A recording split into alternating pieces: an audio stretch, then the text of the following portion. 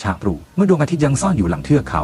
หมอกบางปกคลุมไปทั่วทางเดินแคบๆซีโอทวนขับรถพาดูเทียนออกจากถ้ำหลังจากได้พักผ่อน1 คืนสุขภาพของเธอดีขึ้นแต่ใบหน้ายังคงมีร่องรอยของความเหนื่อยล้าตลอดทางทูเทียนเงียบไปดวงตาเต็มไปด้วยความคิดเธอยังไม่คุ้นเคยกับการได้รับความเมตตาจากใครสักคนเช่นนี้ทวนรอบมองเธอเป็นระยะแต่ไม่ได้พูดอะไรเพื่อให้เธอได้ใช้เวลาทบทวนเมื่อรถแล่นผ่านถนนเส้นเล็กๆตุนสังเกตเห็นหญิงชรานั่งอยู่ริมทางมือข้างหนึ่งกุมข้อเท้าพร้อมสีหน้าบิดเบี้ยวด้วยความเจ็บปวดใกล้ๆกันมีกองฟืนขนาดใหญ่ล้มระเกะระกะดูเหมือนว่าเธอกำลังแบกฟืนกลับบ้านแต่โชคร้ายข้อเท้าพลิกเสียก่อนตุนรีบจอดรถทันทีเราลงไปช่วยเธอกันเถอะทูเทียนพยักหน้าแล้วรีบลงจากรถไปพร้อมเขาเธอคุกเข่าลงข้างหญิงชราถามด้วยน้ำเสียงเป็นห่วงคุณยายคะคุณยายเป็นอะไรไหมหญิงชราเงยหน้าขึ้นดวงตาเต็มไปด้วยความเจ็บปวดยายข้อเท้าพลิกเดินไม่ไหวแล้วแต่กองฟืนนี้ยายต้องเอากลับบ้านเพื่อหุงหาอาหารเช้านะทูเทียนมองกองฟืนกองใหญ่ก่อนหันไปมองทวนด้วยแววตาแน่วแน่ให้ฉันช่วยคุณยายนะคะทวนกล่าวด้วยน้ำเสียงอ่อนโยนเราจะพาคุณยายกลับบ้านเองไม่ต้องห่วงนะครับเขาก้มลงช่วยพยุงหญิงชราลุกขึ้นขณะที่ทูเทียนรีบแบกกองฟืนขึ้นไหล่แม้ว่ามันจะหนักมากสำหรับเธอก็ตามบนทางเดินเล็กๆมุ่งไปยังบ้านไม้หลังเก่าของหญิงชราทั้ง3 คนเดินไปอย่างช้าๆระมัดระวังไม่ให้หญิงชรารู้สึกเจ็บมากขึ้นเมื่อถึงที่หมายหญิงชราเชื้อเชิญทั้ง2เข้าไปในบ้านพร้อมสายตาที่เต็มไปด้วยความซาบซึ้งขอบใจพ่อหนุ่มกับหนูมากนะถ้าไม่มีพวกเจ้ายายไม่รู้จะทำยังไงเลยทูเทียนวางกองฟืนลงยิ้มบางๆด้วยความจริงใจไม่เป็นไรเลยค่ะนี่เป็นสิ่งที่ควรทำต้วนหยิบกล่องนมออกจากรถและยื่นให้หญิงชราคุณยายต้องดูแลสุขภาพนะครับอย่าฝืนแบกของหนักอีกเลยหญิงชรามองพวกเขาด้วยความซาบซึ้งและขอบคุณซ้ำๆหลังจากออกจากบ้านหญิงชราทวนและทูเทียนก็เดินทางต่อไปยังบ้านของเขาเมื่อมาถึงหน้าบ้านทูเทียนหยุดยืนอยู่ตรงประตูรู้สึกลังเลเล็กน้อยเธอไม่เคยก้าวเข้าไปในบ้านที่หรูหราเช่นนี้มาก่อนส่วนหนึ่งของเธอรู้สึกกังวลไม่แน่ใจว่าตัวเองเหมาะสมกับสถานที่แห่งนี้หรือไม่ต้นสังเกตเห็นความลังเลของเธอจึงพูดอย่างอ่อนโยนไม่ต้องกังวลหรอกครับเข้ามาก่อนเถอะพักผ่อนให้สบายใจหลังจากลังเลอยู่ครู่หนึ่งในที่สุดทูเทียนก็พยักหน้าแล้วก้าวเข้าไปข้างในเธอไม่รู้ว่าอนาคตจะเป็นอย่างไรแต่ในตอนนี้อย่างน้อยเธอก็ไม่ต้องเผชิญกับทุกสิ่งเพียงลำพังอีกต่อไปแล้ว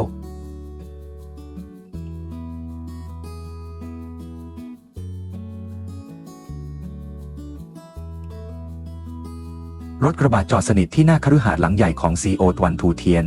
นั่งอยู่บนที่นั่งข้างคนขับดวงตาเธอจ้องมองไปยังประตูเหล็กสูงตรงหน้าอย่างเงียบๆความรู้สึกแปลกแยกและกังวลเล็กน้อยเริ่มก่อตัวขึ้นในใจ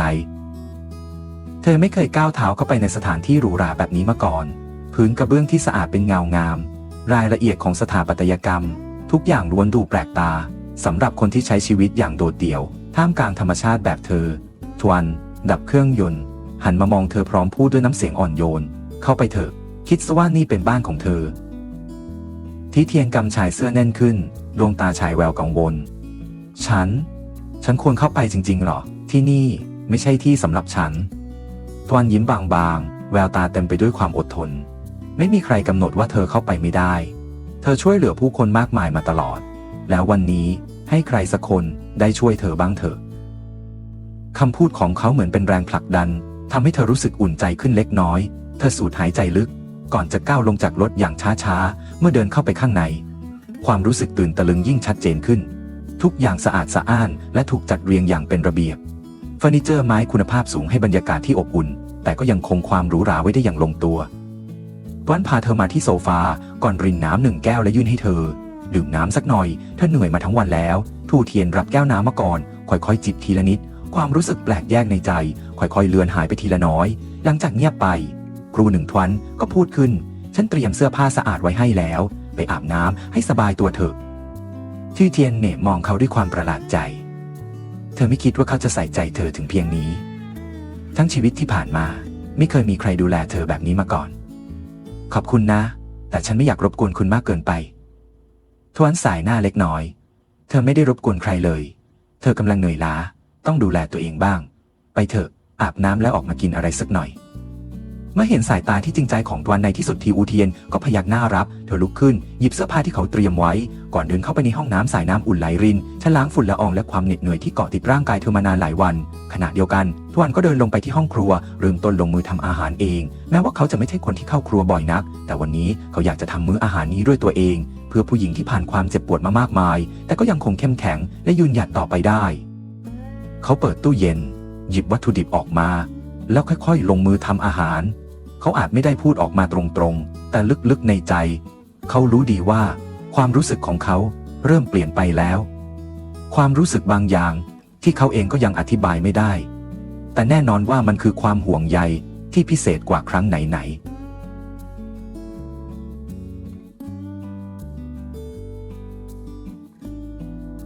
ในห้องครัวกว้างขวางตวนกำลังตั้งใจเตรียมอาหารสำหรับทูทีเทียนอย่างพิถีพิถันแม้ว่าเขาจะไม่ใช่คนที่เข้าครัวบ่อยนักแต่วันนี้เขาอยากลงมือทำเองเพื่อให้เธอได้ทานข้าวต้มร้อนๆเพื่อฟื้นฟูร่างกายกลิ่นหอมของข้าวต้มไก่ที่คลุกเคล้ากับต้นหอมลอยขึ้นมาจางๆเติมเต็มบรรยากาศอันเงียบสงบด้วยความอบอุ่นที่ห้องรับแขกที่ยูทีเย็นเปลี่ยนเป็นเสื้อผ้าสะอาดแล้วและกำลังนั่งลงบนโซฟาอากาศสดชื่นและความเงียบสงบของบ้านหลังใหญ่ทำให้เธอรู้สึกแปลกๆตลอดหลายปีที่ผ่านมาเธอเคยชินกับการใช้ชีวิตเพียงลำพังอาหารที่ทานก็เรียบง่ายการนอนหลับก็ไม่เคยเต็มอิ่มแต่ตอนนี้มีใครบางคนกำลังห่วงใยเธอคอยดูแลทั้งอาหารและการพักผ่อนของเธอความรู้สึกในใจเธอเริ่มสั่นคลอนเล็กน้อยเธอเอนตัวพิงพนักโซฟาดวงตาจ้องมองไปยังรอบๆบ้านด้วยความคิดลึกซึ้งจู่ๆอาการเวียนศีรษะก็จู่โจมเธออย่างกระทันหันสมองของเธอหมุนคว้างมือบางคว้าขอบโซฟาไว้แน่นเพื่อพยายามทรงตัวทั้งวันที่ผ่านมาเธอใช้พลังงานไปมากเกินไปไหนจะความเครียดจากการถูกทำลายที่พักอีกร่างกายของเธอจึงอ่อนแรงจนถึงขีดสุดเธอพยายามหายใจลึกๆเพื่อให้ตัวเองสงบลงแต่ทุกอย่างรอบตัวเริ่มพร่ามัวเธอไม่สามารถต้านทานได้อีกแล้วร่างของเธอค่อยพยายามหายใจลึกๆเพื่อให้ตัวเองสงบลงแต่ทุกอย่างร่างของเธอพยายามขณะเดียวกันตวนเดินออกมาจากห้องครัวพร้อมกับชามข้าวต้มร้อนๆในมือพลางพูดขึ้นว่าตูเทียนข้าวต้มเสร็จแล้วกินสักหน่อยเถอะแต่เมื่อสายตาของเขาเหลือบไปเห็นภาพตรงหน้าร่างของเขาแข็งขังไปชั่วขณะตูเทียนนอนแน่นิ่งบนโซฟาใบหน้าซีเซียวริมฝีปากไร้สีเลือดชามข้าวต้มในมือเขาแทบจะหลุดล่วงลงพื้นแต่เขารีบวางมันลงบนโต๊ะก่อนจะพุ่งตัวไปหาเธอทันทีเนี่ยจิวเทียนเธอเป็นอะไรไปเขาคุกเข่าลงข้างๆเธอใช้มือสะกิดเบาๆแต่เธอก็ไม่ตอบสนองลมหายใจของเธอแผ่วเบาตัวเธอเย็นเฉียบความกังวลพลันแล่นผ่านหัวใจเขานี่เป็นครั้งแรกที่เขาเห็นเธอดูอ่อนแอขนาดนี้เขาไม่ลังเลเลยแม้แต่วินาทีเดียวรีบช้อนตัวเธอขึ้นก่อนจะก้าวยาวๆขึ้นบันไดไปที่ห้องนอนของเธอใครอยู่ข้างล่างเรียกหมอมาเดี๋ยวนี้น้ำเสียงของเขาเต็มไปด้วยความร้อนรนเหล่าคนรับใช้รีบวิ่งไปติดต่อแพทย์ในขณะที่ตนวางเธอลงบนเตียงอย่างเบามือก่อนจะดึงผ้าห่มขึ้นมาคลุมให้เธอดวงตาของเขามองไปที่ใบหน้าซีดๆของเธอรู้สึกเหมือนมีบางสิ่งที่หนักอึ้งถ่วงอยู่ในอกทำไมเธอต้องทำให้ตัวเองเหนื่อยขนาดนี้ทำไมเธอไม่บอกอะไรเขาบ้างความห่วงใยของเขาต่อเธอเริ่มทวีความรุนแรงขึ้นแม้ว่าเขาจะยังไม่สามารถอธิบายได้ชัดเจนว่าความรู้สึกนี้คืออะไรแต่สิ่งหนึ่งที่เขารู้แน่ชัดเขาจะไม่ปล่อยให้เธอต้องเผชิญความเจ็บปวดและความเดียวดายแบบนี้อีกต่อไป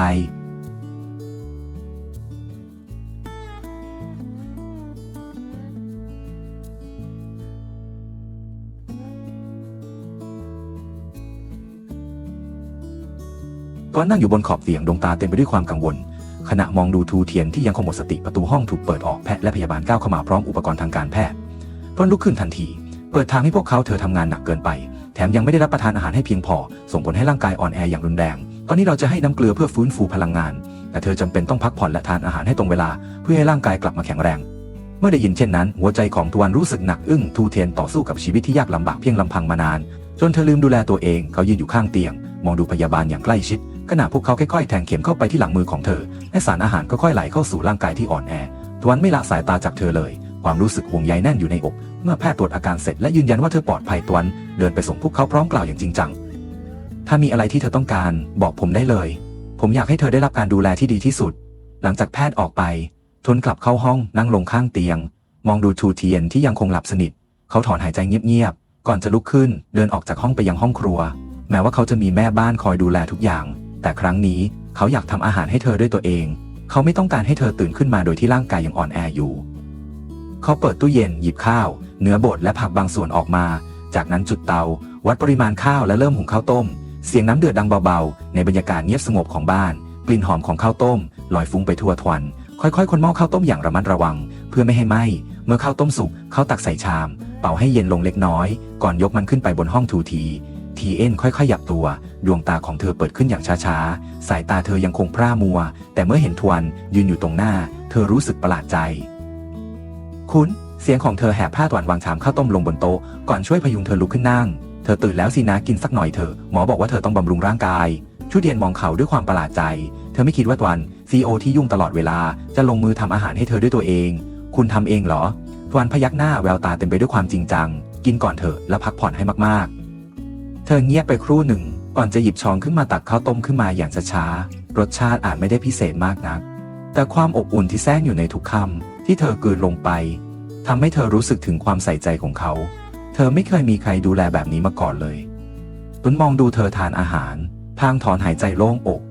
บางทีนี่อาจเป็นครั้งแรกที่เขารู้สึกเป็นห่วงใครบางคนมากขนาดนี้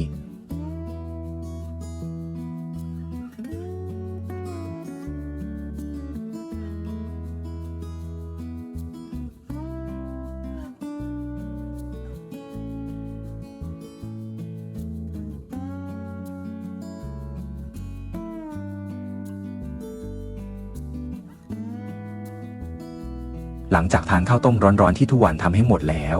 ซูเทียนรู้สึกว่าร่างกายเบาขึ้นแม้จะยังมีความอ่อนล้าอยู่บ้างแต่พลังของเธอกลับมาเล็กน้อยเมื่อเห็นว่าเธอกินหมดทุกวันก็รู้สึกสบายใจขึ้นแต่เขายังคงย้ำเตือนเธอว่าเธอยังอ่อนแออยู่ต้องพักผ่อนให้มากๆอย่าฝืนทำอะไรที่หนักเกินไปทูเทียนพยักหน้าดวงตาเต็มไปด้วยความขอบคุณนี่เป็นครั้งแรกในรอบหลายปีที่เธอได้รับความห่วงใยจากใครบางคนอย่างจริงใจหลังจากจัดการทุกอย่างเรียบร้อยทวนรีบเปลี่ยนเสื้อผ้าและออกจากบ้านไปยังไซต์ก่อสร้างงานยังคงมากมายและเขาต้องไปตรวจสอบสถานการณ์ด้วยตัวเองเมื่อไปถึงเขาเห็นกลุ่มคนงานยืนรวมตัวกันอยู่ใกล้บริเวณสะพานที่กำลังก่อสร้างทุกคนดูเป็นกังวลทวนลงจากรถทันทีและสังเกตเห็นความผิดปกติบางอย่างผู้จัดการไซต์รีบวิ่งเข้ามารายงานเจ้านายเมื่อคืนฝนตกหนักมากน้ำขึ้นอย่างรวดเร็วทำให้พื้นที่ก่อสร้างถูกน้ำท่วมตอนนี้บริเวณสะพานได้รับผลกระทบหนักและชาวบ้านไม่สามารถข้ามไปอีกฝั่งได้ทวนขมวดคิ้วรีบเดินเข้าไปตรวจสอบสายน้ำที่เชี่ยวกรากพัดผ่าดินทรายไปทำให้บางส่วนของฐานสะพานถูกกัดเซาะอย่างรุนแรงฝั่งตรงข้ามมีชาวบ้านจำนวนหนึ่งที่ติดอยู่และไม่สามารถข้ามมาได้โดยไม่ลังเลทวนหันไปหากลุ่มวิศวกรเสียงของเขาจริงจังรีบตรวจสอบความปลอดภัยของสะพานหากพบสัญญาณว่าพื้นที่นี้อาจทรุดตัวมากขึ้นให้ทำการเสริมโครงสร้างทันทีเขาหันไปหากลุ่มคนงานพร้อมสั่งการเพิ่มเติมพวกเราต้องสร้างเส้นทางชั่วคราวให้ชาวบ้านเดินทางได้อย่างปลอดภัยนำกระสอบทรายมากั้นแนวโน้มและทำทางเดินให้แข็งแรง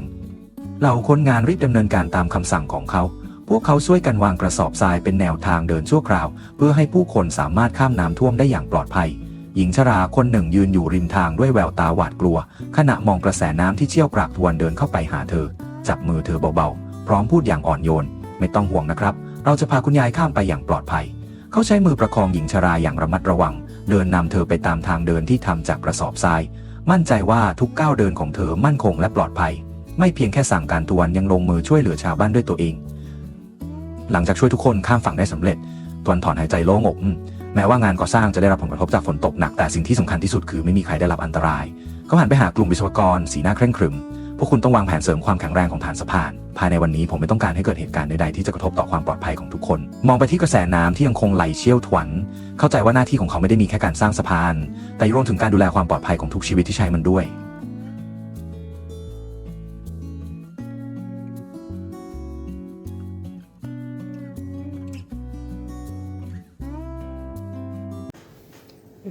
Từ tiên từng nghĩ rằng dù cuộc sống có khó khăn đến đâu, chỉ cần cô nhẫn nhịn, vun vén gia đình thì rồi một ngày Chiến sẽ hiểu được tấm lòng của mình.